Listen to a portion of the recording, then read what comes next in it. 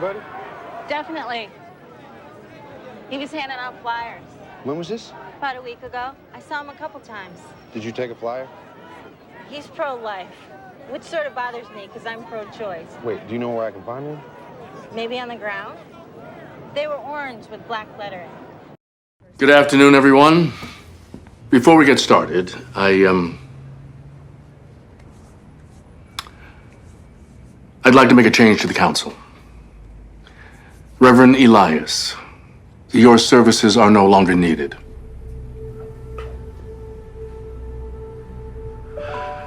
You can't do that. Actually, he can. And I support his decision.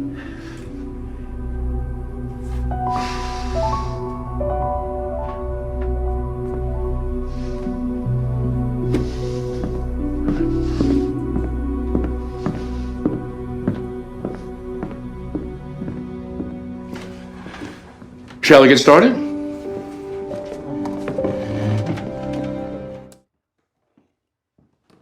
I promise you, if he ever hits me, I will walk. Sure, if you're not lying on the floor somewhere. Okay, Laura, I got it. Jesus. He's definitely doing something shady. Why am I not surprised? Okay, but this time it's different. The dealership isn't doing that well, right? So he goes out and buys himself a new laptop, a new watch, like a really... That is my point. I don't know. But I have no problem calling the cops if it's something illegal, and I told him that. What is wrong with you, huh? Come pack a bag and stay with us. Livy would love it. Laura, I feel like I'm a failure. Mima, do not do that to yourself. Divorce is no big deal, trust me. Really. You're young. You're gonna meet somebody else. You got plenty of time. I do have an admirer. Okay, spill. So, I rented out the upstairs apartment to the phone repair guy. Wait a minute, what? I know. I don't know what I'm doing. He's a huge flirt. Is he cute? Very. Yep, that's what I thought. What? Well, your injection pump's definitely done. You're gonna need a new one. Oh, no. How long's it gonna take? These are vintage parts. I mean, it's gonna take me a while to get them, if I can get them. If? So my son, who doesn't even know how to crawl, I mean, he didn't. Was 2 years ago, and maybe he's older now. But he could just reappear in the fucking parking lot. And what if I'm not there? I mean, what if I'm not there when he comes back? What happens?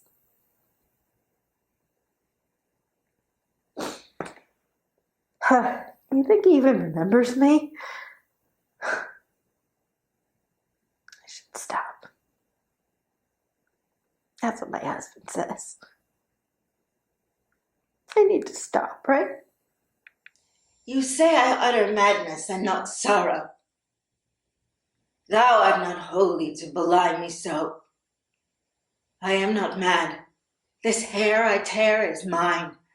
My name is Constance. I was Geoffrey's wife. Young Arthur is my son, and he is lost.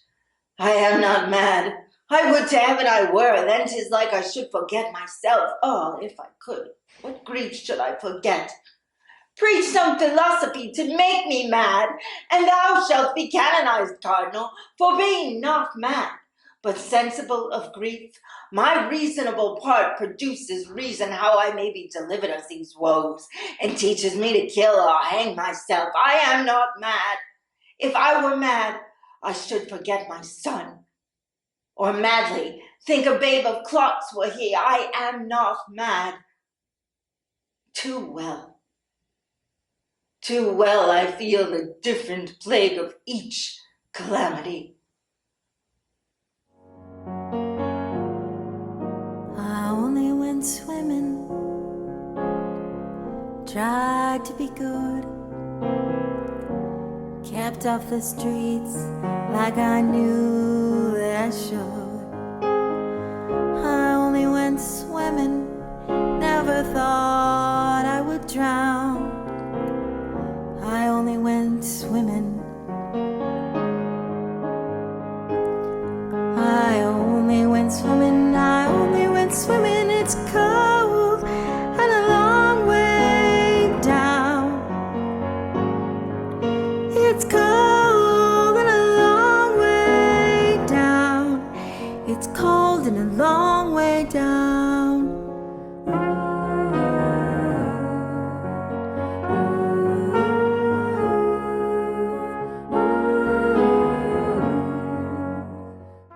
Today we have, I look at this woman and I just smile because her smile is so infectious. It's, she's an amazing actress. She is a disability inclusion consultant. She's an advocate. And boy, what a voice she has. She is a singer. Christine Bruno. Hello, everyone. I'm so excited to be here, David. Thank you for having me. Oh my God. I mean, I've been looking forward to this. So I know we've been trying to make it happen for like 3 years. oh my God, right? Oh my God. So you're on the East Coast. I am, yeah. I'm in New York. Yeah. Snowy New York, snowy COVID-laden New York. Have you ever desired to move to the West Coast? Yes, I have. I lived in San Francisco for 5 years, did acting and also, you know, working a day job and that sort of thing, and did a ton of shows. Started teaching acting just about maybe 6 months or a year before I decided to move back to the East Coast. Yeah, my ex and I split up, and I lived in San Francisco for almost a year after we split up. Yeah. And then just decided to make the change and come back east to go to school, and have stayed here ever since. And tons of my friends in graduate school have moved to LA and, you know, to pursue their careers. And I sort of felt kind of the way I felt when I moved to New York. Right. I vowed that I wasn't going to move unless I was moving for something specific. So the fact that I was going to graduate school was really the impetus for me to move back to New York. I didn't want to just come back to the East Coast and sort of wing it and try to work as an actor. Yeah. I really wanted to have a plan, and I sort of have stuck to that in terms of moving to LA. Like if I got cast, you know, in a recurring on a TV show or some like fantastic opportunity came my way, I would absolutely entertain the move to LA. But because I have a mobility disability and I really haven't driven a car since we moved to San Francisco in 1990, because I gave up my car at that point. I gave it to my husband. I was like, I'm not prepared to handle all of these hills. Yeah. I feel like a confident enough driver to handle driving in the city of San Francisco. I sort of gave him the responsibility to drive, and I started taking public transit. And that's sort of been my trajectory to, like, if I ever left New York, I would want to go to a city where I could easily take public transit or make enough money to have, you know, to take Uber everywhere or have a driver or, you know, Yeah. that kind of pie in the sky stuff. So, We might have been neighbors. I know. What area were you in? We lived for the first year and a half. We lived in the Western Addition on Golden Gate Avenue. Wow. I was going to this ACT's Summer Congress. Yep. And also doing a show. Yeah.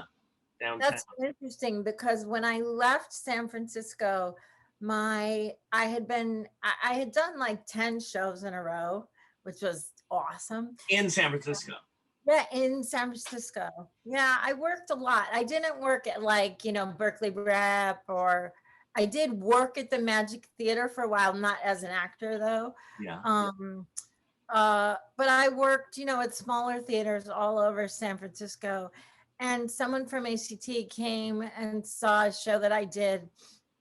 I didn't know that they'd come, but they approached me afterward and, you know, and said, we'd really love for you to come and audition for the program.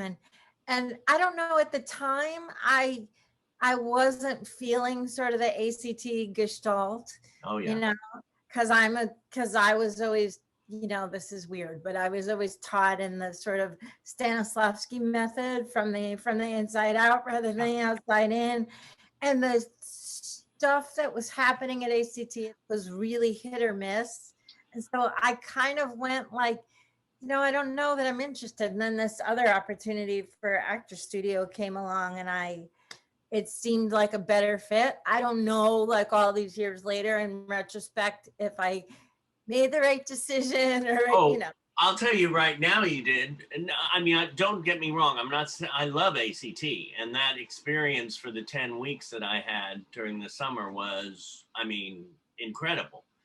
But what I'm saying, what I'm saying is watching your acting, watching your reels and your performances, and hearing even your singing and your voice, that when you were describing from the inside out, I could so see it. I'm so like drawn into your work. So thank you. Whatever path you took was, there was no wrong path you took. It was all right. Yeah, that's really sweet of you to say. And you know, it's you never know in this business. It's wherever it happens, it happens. You know. Oh yeah, yeah. Now, and my God, the Actor Studio. No, and I am lucky enough to actually be a member of the actual Actor Studio, which is great. You know, I've been a member for about 20 years. It's an interesting mix of folks, as we know. You know, actors are an interesting bunch, and there's lots of volatility and, you know, and infighting, just like any sort of delicious and dysfunctional family. Yeah. Is there a certain memory that sticks out, whether good or bad, or something that's like, wow, from the Actor Studio? I mean, there's probably many, but if one just sure. your mind. You know, I think one of the things that sticks out for me is just I mean, this is a general thing, but like the pure dedication to the craft of acting. When the thing that I love so much about being a member of the Actor Studio is it's not about, and it was never designed this way, even, you know, back in the 40s when they created the studio, it specifically was designed for professional actors who were working on Broadway or doing movies or television, to go to this place, to have a gymnasium with their colleagues to work on things that they were either outside of their sort of quote unquote type, to stretch themselves, or things that they were totally opposite of what they were doing. So maybe they were doing a TV show during the day and they wanted to come and, you know, or doing a Broadway show or a musical or whatever at night, and then during the day they wanted to come in and work on Shakespeare. Yeah. You know? And so I love that about it, that it's all about the process and never about the result. And sometimes that's frustrating. Yeah. Because you might watch somebody work like a million times on the same thing, time after time after time, and they're just working on like one little aspect of the character, or they might do an improv and you're like, when are we going to get to something? Because, you know, those things they don't usually lead to a production. Although that's changing with time, because that used to be like a major tenet of the studio, is like, we don't do work here. We might do workshops for ourselves, but we don't, the point is not to show the work to the outside world, because we're not trying to be result oriented. Do you know what I mean? Mm-hmm. So that's great about it, because there's no pressure in that way. Yeah. But also, you know, like anything, you work on something forever. You're like, oh, I want to have a chance to show this. Yeah, of So course. it's interesting. And I think the other thing is, and this is just geeky fangirl stuff, and still like 20 years later, I'm still not used to it. Like, it's interesting having, you know, the MFA program and the studio itself are two different things, but a lot of our instructors or workshop instructors are, you know, like Estelle Parsons and Ellen Burstyn, and, you know, so Arthur Penn, Vivian Nathan, which probably none of your listeners know who she was, but like They should this look them up. amazing actor who's, you know, since passed away, and people like Martin Landau. And so the opportunity to I think one of the funniest things is, and this was just happened, I guess it was last year, maybe, no, because we've lost a year. I keep forgetting, like when you say last year, you have to like, it's like, no, the year before, because we've all lost this year. It was like the year before last, I was sitting, oh, I know what it was. It was the day after Trump got elected. Oh. We had session at the studio, because we have sessions 2 days a week in the morning. And we had session, and I always sit in the front row. That they always reserve a seat for me in the front row, so I don't have to walk up the stairs. And I went to sit in the front row, and the moderator, we have a moderator. So the way it works is it's like we have session, it's 2 hours, and we have 2 scenes a day. And the scenes are moderated by a moderator, and we have maybe a group of 7 or 8 regular moderators, right? Estelle, Ellen, we have people like Stephen Lang and Harvey Keitel, and sometimes Al Pacino will come and moderate. So yeah, it's great.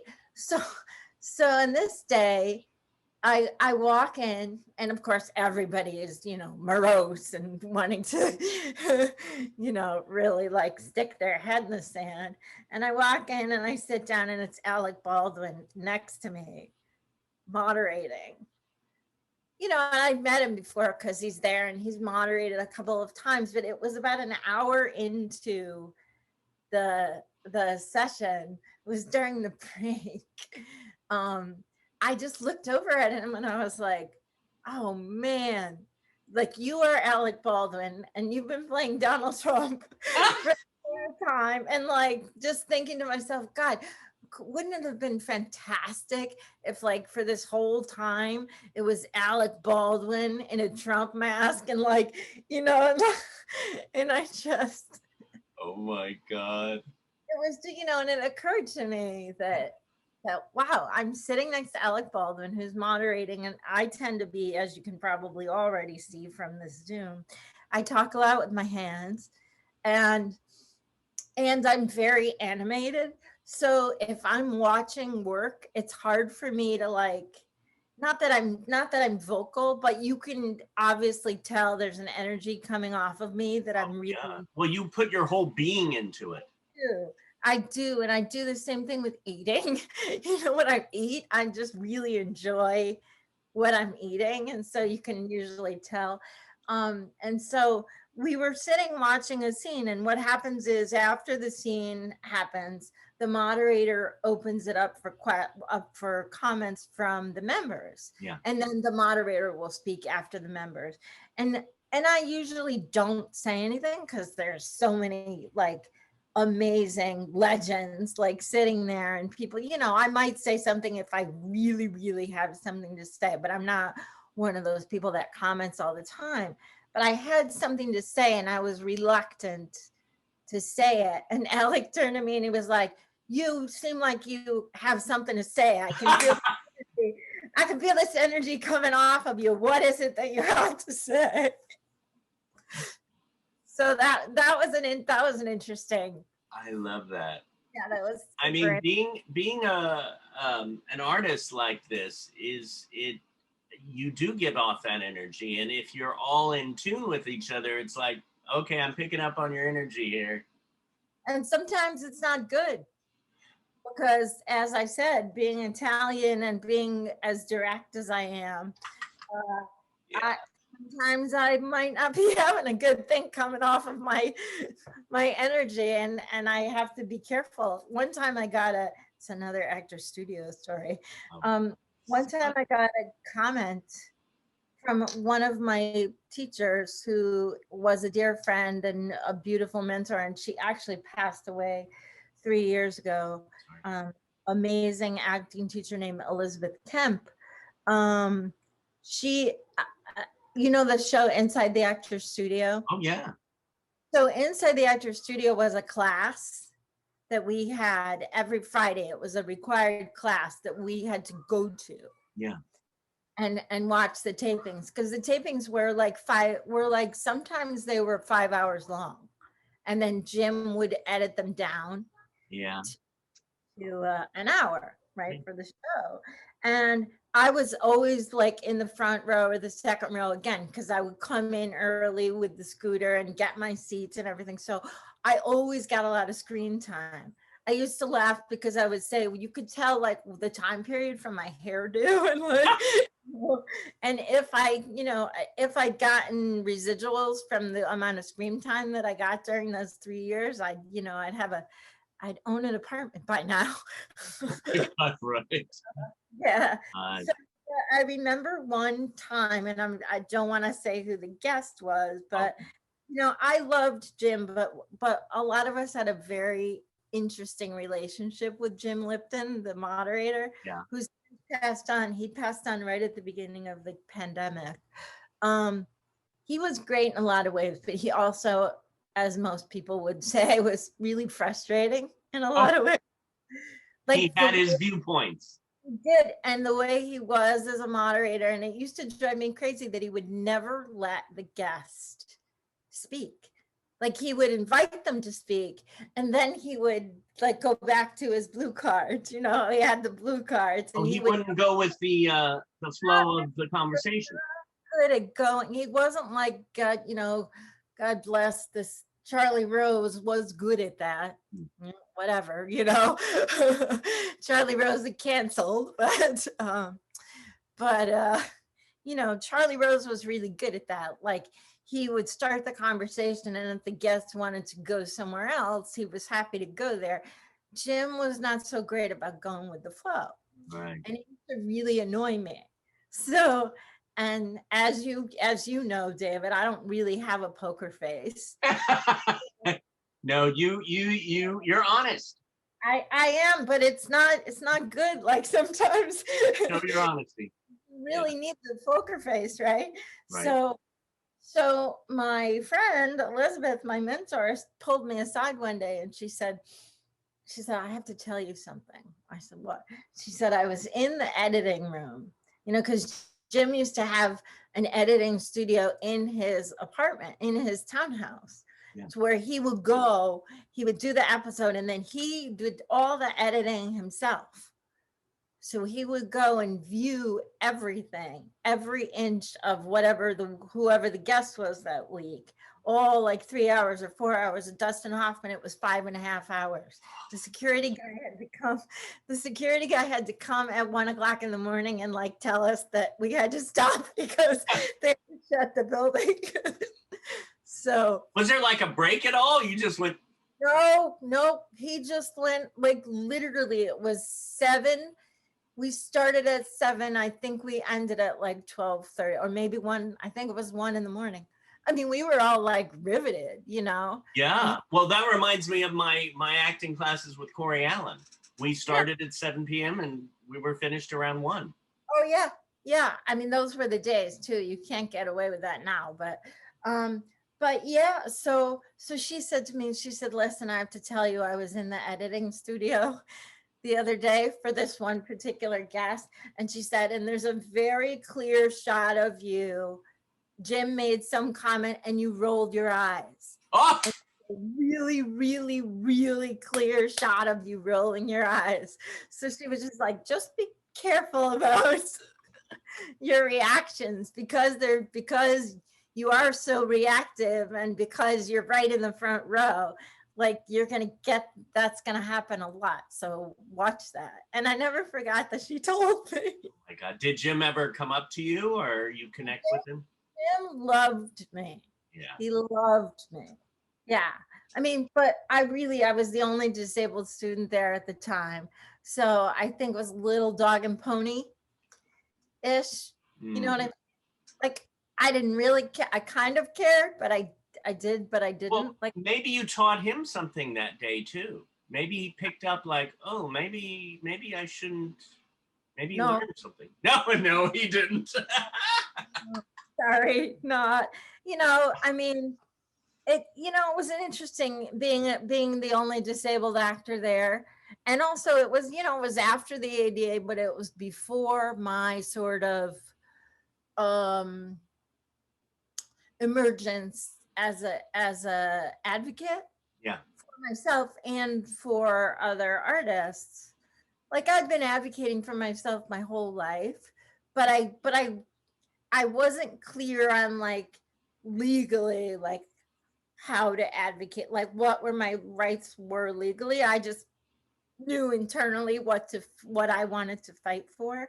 Yeah. So when I started graduate school, you know, we had all this dance training. We had Martha Graham, and like we were taught by the Alvin Ailey teachers. We had all of that stuff. I was not allowed to study that. Why? Because they didn't know how to teach me, and they refused to teach me. And they said they didn't know how because they couldn't deal with it. Right. And they said, you know, we can't teach her. We're not going to teach her. Yeah. And instead of me saying, no, you are legally bound to teach me, and the onus should not be on me. At that time, I didn't know how to advocate for myself in that way. And I guess, I don't know why I didn't do it, but I did know enough because I said, well, how the hell am I going to fulfill the movement requirement? Right. And the school said, oh no, that's okay. We'll just waive it. And I said, no, you won't waive it. I'm paying all this money. I'm going to get my money's worth. Good for you. I was like, we got to figure out a solution to this. If it's not movement, what am I going to do? I said, well, I'll become a double major, and I'll be an acting major and a directing major. And so that is the way that I solved the problem. But then, you know, that kind of blew up in my face because after I did it, there were several people who wanted to do it. I was only in the second graduating class. So then people were like, whoa, I want to be an actor and a playwright, or I want to be an actor and a director. So we ended up having a bunch of double ups. And in retrospect, had I been more savvy or younger, I mean, because I'm sort of that generation without giving away my age, like we kind of still are left to our own devices to figure stuff out. Yeah. It wasn't like, oh, according to the ADA, you must XYZ. Yeah. You know, we were kind of still making it up, even though the ADA was, you know, several years old by then. You know, in retrospect, I probably would have fought to say like, hey, you must figure out a way to adapt these classes so that I can get the benefit of them. Like, because I didn't get to do ballroom. I didn't get to do Martha Graham or any of the things that, you know. Right. So, well, what's so interesting from that, you became an advocate. You work at the SAG after New York local board PWD committee, right? You're the committee chair. The freelance disability consultation for the cultural plan for the city of New York. The advocate for Tony honor winning nonprofit inclusion of the arts from 2005 to 2019. So you just exploded on that realm. Mm-hmm. Yep. Yeah. And I have to say, you know, that part of it, I have to credit Sharon Jensen with, who was the executive director of Inclusion in the Arts from 1989 to its closure in 2017. I have to credit her with that because in 2005, she and Ray Bradford, who I know you know, Oh, yeah. she and Ray Bradford put together a program, which was with AFTRA and the Non-Traditional Casting Project, which later became Inclusion in the Arts. At the time, it was called Creativity and Assistive Technology. Right. So it was how to marry assistive technology with the arts, like, actors who might use assistive technology. So there was like an assistive technology component to the symposium, and then there was like a showcase component. It was like, so there were 3 scenes. So it was me and Pamela Sabah and Anita Hollander, who I know is a dear friend of yours and a dear friend of the community, also the national chair of the chair of the National PWG Committee. We did a scene from Agnes of God. Oh my God. I know. I would have loved to have seen that. And then there were 2 other scenes. And Sharon, after that presentation, approached me because I didn't know her. And she said, I don't know what I did or what I said to you. Okay? No, I'm just taking you in. I don't know what I did or what I said to sort of spark the interest in me, but she called me. I remember I was vacationing in Northern California. I was in Napa Valley with a friend at the time. That's right.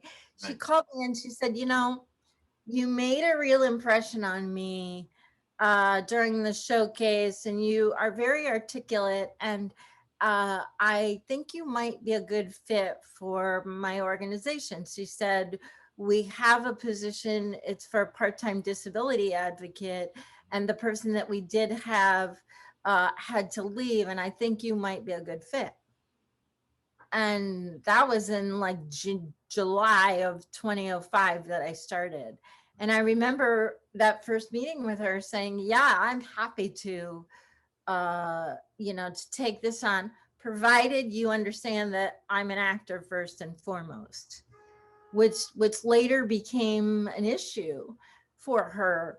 But, I said, as long as I can also put myself forward in the pool of actors for jobs, obviously I'm not going to give myself, unfair advantage, but I just want to be part of that mix. Yeah. And she agreed to that. And I mean, the position was nothing when I started. Like, and you built it up.